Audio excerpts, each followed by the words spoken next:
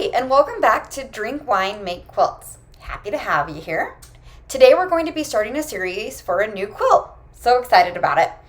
This one I got out of a book that I've had for a very long time. I've made it 2 times before, this quilt, and it felt like an easier quilt pattern to do. So if you're just starting, this is a really great beginner quilt, but it's going to come out looking great. The book that I got this out of is made for baby quilts, but I have made none of these quilts for a baby. Oh, I should one time do my baby quilt. It's so easy. Anyone can do it.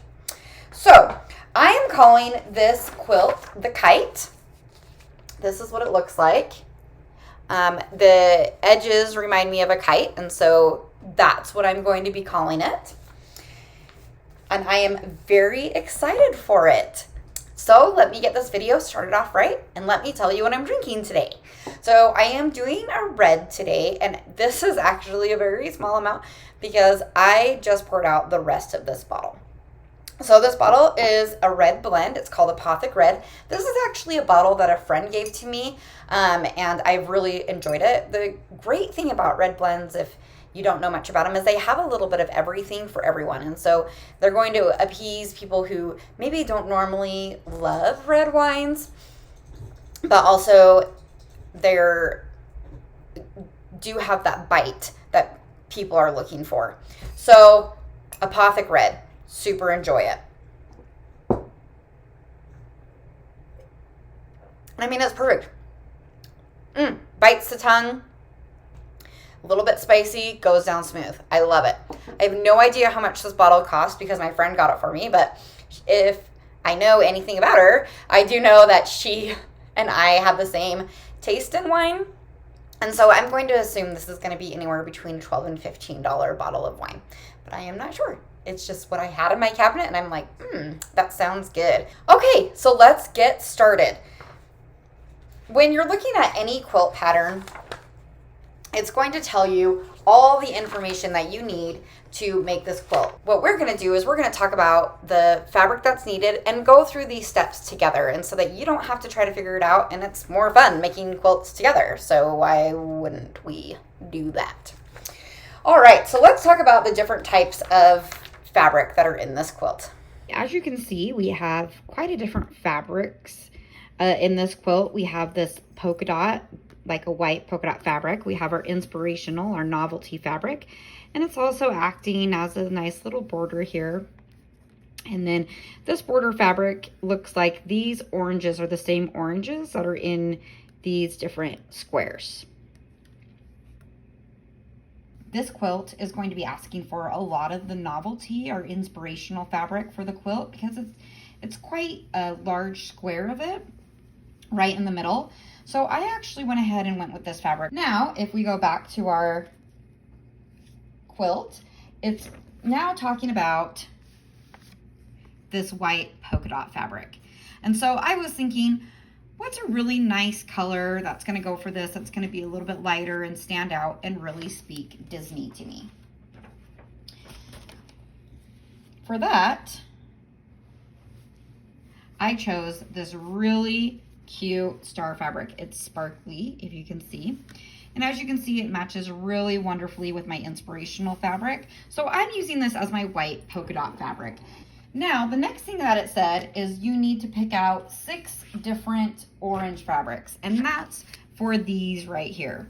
Now, instead of sticking to an orange theme, I just decided to pick 6 fabrics that I thought were going to go well on this quilt and look really nice. So again, these oranges are used not only in the pinwheels, but they're going to be used around this border as well. And so I wanted to pick some nice fabrics that I thought would go very well with that, keeping in mind that I needed 6. All right, so walking around the fabric store, I kind of took that approach that I like, where I put the bolt just right up against a bunch of different fabrics, and I was trying to figure out, I was like, okay, I want a green, I want a blue, I want a red, I want a, like, let me see what I like. So again, when picking out Inspirational fabric, any colors from this fabric can stick out. Some colors are still not gonna maybe go as great, maybe because I chose the star pattern. Maybe I do want to do a little bit more pastel-y colors overall. Maybe I'm looking for a vibe. Maybe I want something that's really fun and energetic. And so I'm going to get fabrics that remind me of fun and energetic things. But just keeping in mind that I need 6. So here we are. So we'll have this as our novelty fabric, this as our white polka dot fabric, and then these acting as those other orange colors. And so again, if we look at the quilt that we're going to be making, so our novelty fabric, this is that white polka dot, which is our stars. We have our different oranges. There's 6 different oranges, which are going to be these 6 different fabrics. The last thing we need is this little border that's around the edge. A lot of times I will just use the novelty fabric as a border, or if I like one of these fabrics, I'll use it as a border. But something about yesterday, I was feeling very excited about it. And I was thinking, you know what, these little polka dots are just inspiring me. I have a lot of polka dots everywhere, and the polka dots on this are inspiring me. So I ended up getting this really cute white polka dot. I thought it would go really adorably against all of these fabrics. If you look at all the different fabrics, I just thought it would go really adorably against it. And obviously, since it's black and white, went really well with my inspirational fabric. If you're watching this video and you're confused about inspirational fabrics and what I'm talking about, just be sure to hop over to my video where I explain picking out fabric and what you can do to pick inspirational fabric out. So the last thing that I need to do is, well, I have 2 things I need to do. First of all, I need to pick out a thread. I just chose this really nice cream color. I don't know, you don't ever have to go too crazy. You can always just get white and black and choose white when appropriate and black when appropriate. I do like to have like cute threads to match mine. And so I bought this. So the last thing that I needed to pick out and think about while I was there is my yarn, because I'm going to tie this quilt instead of actually sewing or hand quilting or anything. I'm just going to tie it. So again, I'm looking at all these colors and I'm looking at everything that you could possibly want or need out of colors from this and seeing so many options. And for some reason, the color that just kept standing out was this like pink purpley color that just happens to be all over the quilt in a bunch of different ways. And it just really, really stood out to me. And so I thought, well, you know what? Then that's the color I'm going to want to go for. So I found this color of yarn, which I thought was super cute. And it goes really well with all of these colors in here. All of these pastel-y colors. I decided to go with a thicker yarn like this just because I thought it was cute. There's so many different yarns available when you go to the fabric store, and even if you have a yarn shop near you, a local yarn shop, it would be amazing to go in and get whatever yarn you think is good. So a couple of things that you probably noticed that I didn't talk about, but maybe you're like, wait a minute, is the batting and the backing. Batting and backing I don't ever get until I'm done. And there's really no specific reason for that other than reasons that don't exist for me anymore. 1, space. I don't ever have space for the batting that's in there. It was large, it was cumbersome, it was just something I did not have a lot of space for. And I have a dog that sheds like crazy, and so I hated seeing all of this dog hair all over this batting. And same with the backing. So generally with backing, I use a solid color. I just go in and it's the only time I ever use a solid. And I'll take my quilt in at the end, or I'll take scraps of different fabric that I used in the quilt, or just take my inspirational fabric and try to find a backing. Sometimes I'll match the backing to my yarn. It just kind of depends. But it's not something I buy till the end. All right, let's get cutting. All right, so to get started, we're going to start cutting from our star fabric, which again is that white polka dot fabric, and then we're going to cut from what they are calling our orange fabrics, which are all of these little fun guys that we have going on over here. So it's saying from the white polka dot fabric, cut 5 strips, 3 7/8 in width. So 5 strips, 3 7/8 width. And it's gonna make 44 squares that are 3 7/8 by 3 7/8. So when doing this, I'm gonna make sure that my fabric is nice and lined up on this side. Refold it. Usually when they fold it from the fabric store, it isn't always perfect. But I want to try to make this as small as possible, and so there's you're cutting a lot of strips at once. So we want to use our straightest edge possible down here at the bottom.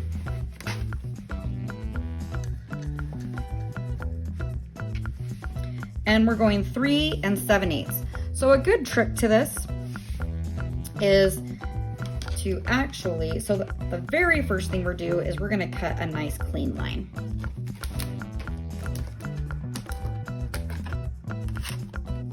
So I'm just gonna go on this 14 right here. I'm gonna line up. And so it lines up down here and it lines up there.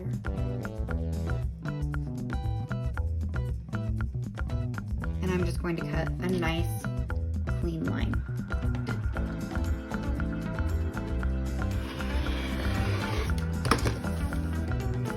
Sometimes this happens where you don't cut through all the way. This is a sign that your rotary blade is going dull.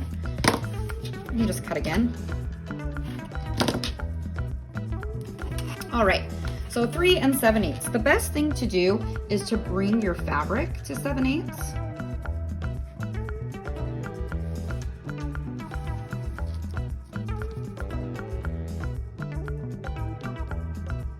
Make sure this nice straight line at the bottom is in line with your straight line here. And then now we're going to count 3. So which is going to be down here. So this will be 1, 2, 3, and 7/8. So since we're at that 11, we're going to line up down here. And we're lining in at the top as well.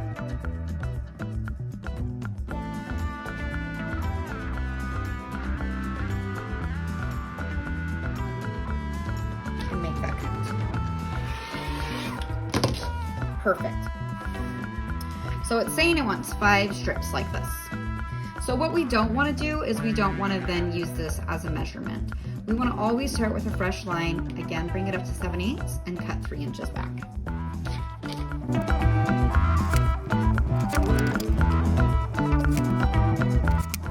Cut that one wrong.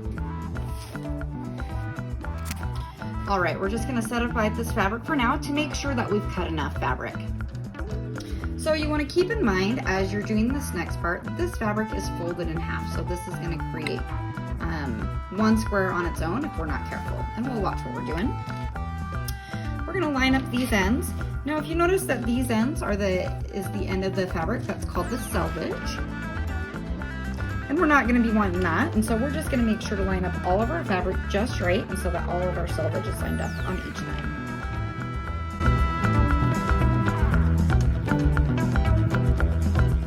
So now that all of that selvage is lined up, we're just going to go ahead and chop it off.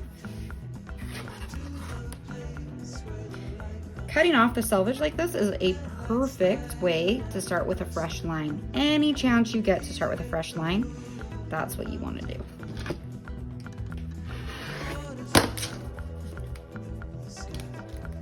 I need a new blade, people.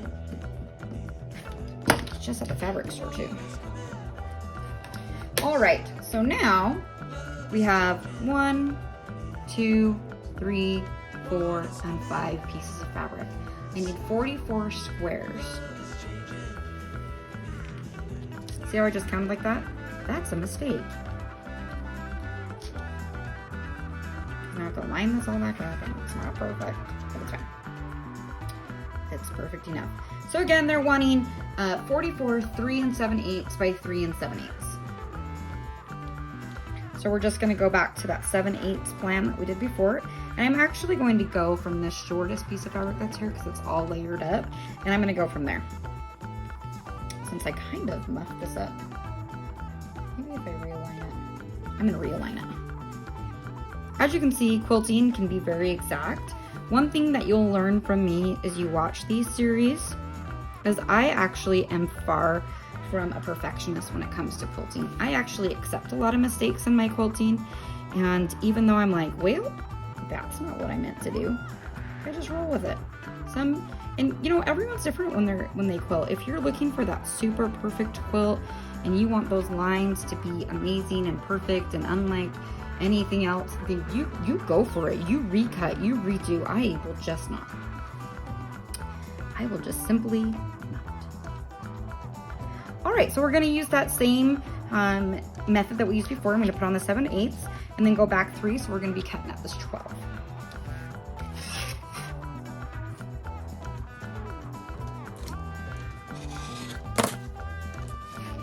And then what I'm gonna do is I'm actually just gonna move this down to that 7/8 and cut here. This way I'm not moving the fabric around a whole lot. So we know that this is 10, right? 1, 2, 3, 4, 5, 6, 7, 8, 9, 10. So I have 20 right here.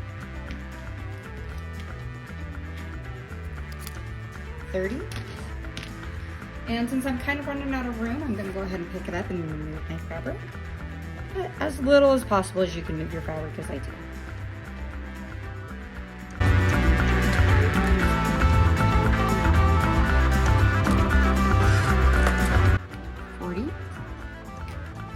And we only need 44. We're going to go ahead and cut these, all of them, just in case. You never know what you're going to need. All right, and we only need 4 from here. 1, 2, 3, 4. Now what I like to do is I like to just double check the count,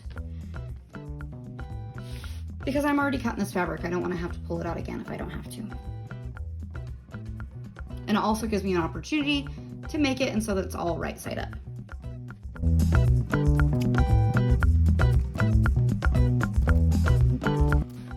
$44. All right, now it's saying of 4 of the 6 orange print fabrics. So our orange print fabric we don't have, we have these fun ones.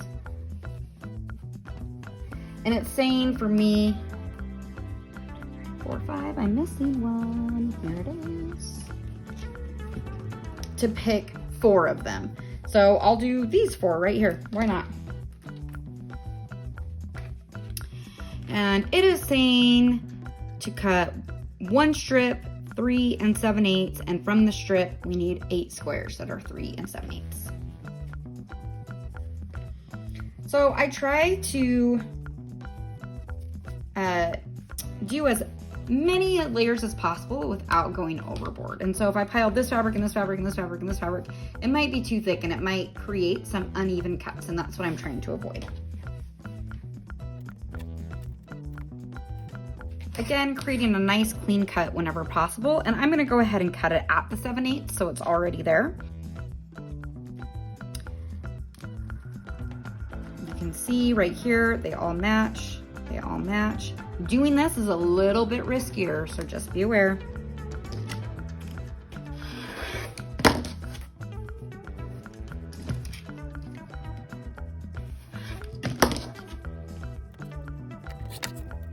And again, it says it needs 8 squares.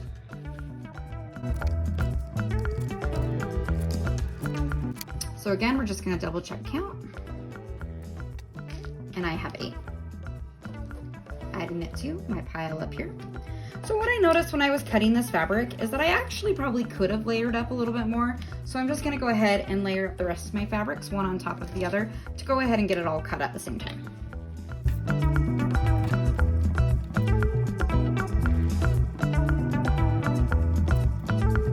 I can already tell this is feeling a little bit too thick, so we're gonna go ahead and remove one of the fabrics.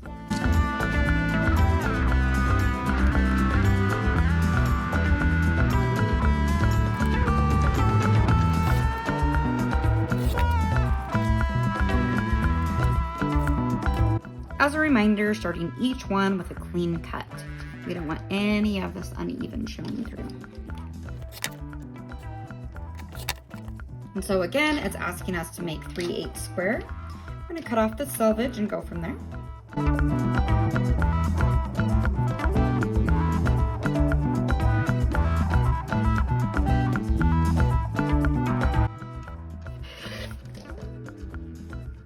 Oh, muffed that up. This is why, people, we have wine.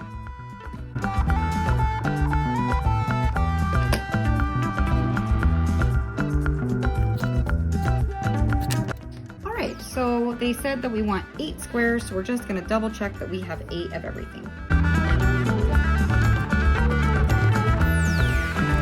Okay, next it's saying that we need to take the same fabric that we just used.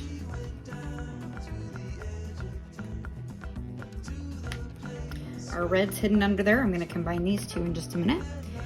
And we're going to make a 3.5 inch wide strip. We're going to make some rectangles here.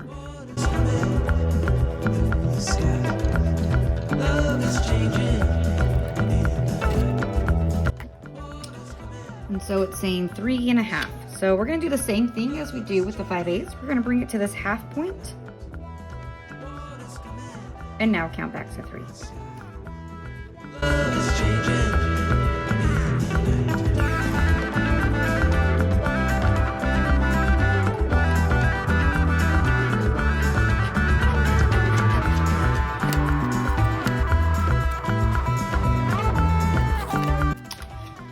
And now it wants us to cut 6 rectangles, making them 3.5 by 5.5. So we're gonna cut off our selvage here.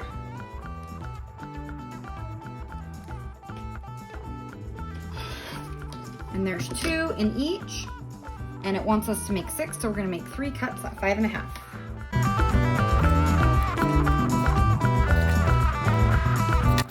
Again, we're going to count our fabric to make sure we got it all right.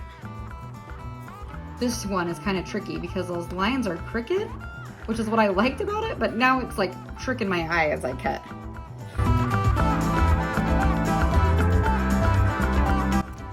All right, we always want to try to work with as clean a surface as possible, so I'm just going to be getting rid of some of my scraps. These little guys that I messed up on, and these that were extra that I cut, I'm actually gonna keep these and add this to my fabric hoarding.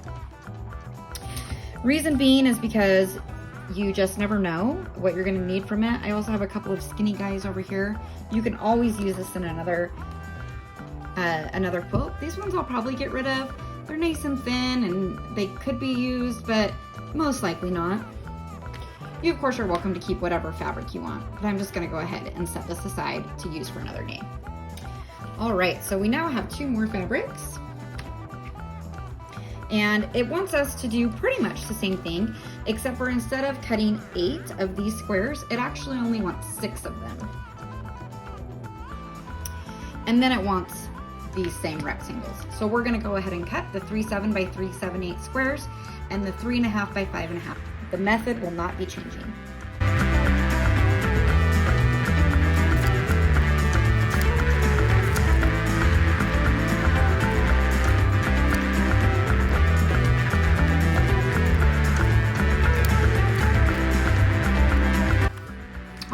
We have all of our little spurs cut and ready to go. And we now move on to our next fabric. Our next fabric is going to be our Novelty or Inspirational fabric. If you remember from this quilt design, and I'll just pull it up one more time as a reminder, our Novelty fabric goes right in the middle, and then we have this cute border right around here. So we're going to be asked to cut this big square and then cut around for this little border here. As a side note, I was trying to figure out why I have so much extra of this fabric, and I'm looking at it, making sure that I'm cutting it right. Opportunity to explain to you remnants. If you're ever getting fabric cut and they say there's a remnant, would you like it? What that is that means they've reached the end of the bolt, and the remnant would be whatever you were gonna have it cut out until the end of the bolt, and you get half off that price. And so I always say yes, every time. All right, so this is asking for a 24.5 by a 30.5. This can get tricky. So first we're gonna measure to see how long we have here. We're gonna make sure not to include the selvage, and so I'm gonna go off like an inch or whatever off of that.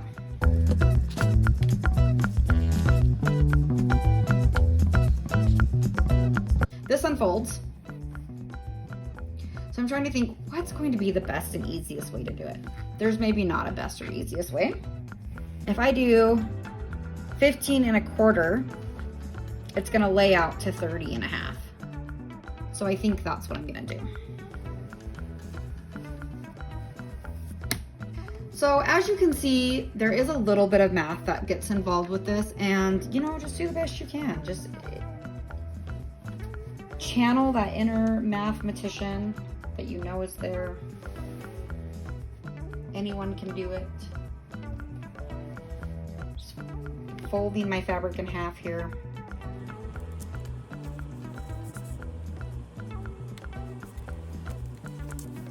Put it right here up on the 0.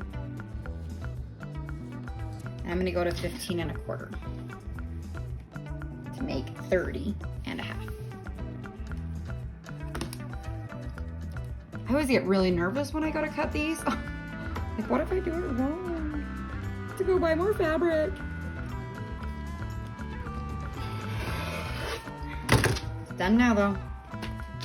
It's done now. Okay, and so now we need to go 24 1/2 this way. So I'm just gonna hold this up. I'm gonna go 12. And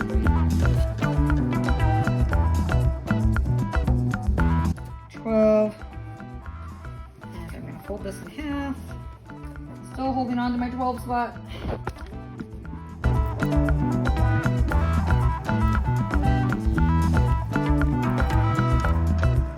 12, 24 1/2.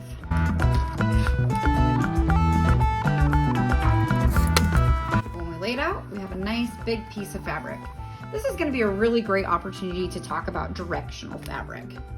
Directional fabric can be a huge pain in the ass. I'm just telling you right now. It always has to be the same way. You really have to be aware of it. What's great with this is there's only going to be one giant piece in the middle that's going that right way, but you kind of want to think about that as you're cutting your fabric. What direction is my fabric going to lay? So sometimes you have to just be careful about directional fabric. And I even have to think about it as I'm doing the borders around. Is it like this? Did I cut some like this? You always have to look at what direction your fabric is facing. So then for the border strips, it wants us to cut 5 2-inch width.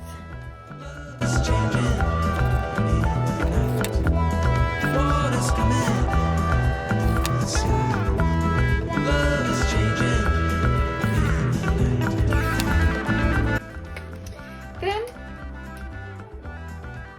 we now have our fabric for our binding, and it wants us to cut 6 2 1/4 strips. Let me just finish getting this out of the way. So I cut way more of this fabric than what's going to be needed. I should have talked about that before I just went for it, but because of the way that I cut the fabric, I'm not exactly sure how much of this I'm going to need. I'm probably going to have a lot left over, but if not, if I need more, I have more. We'll see.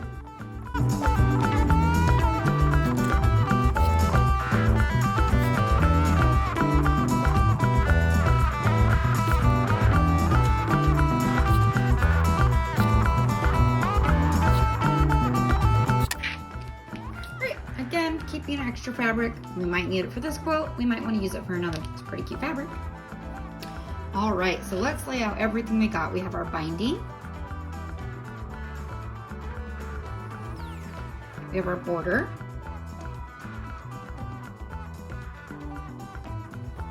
We have our center.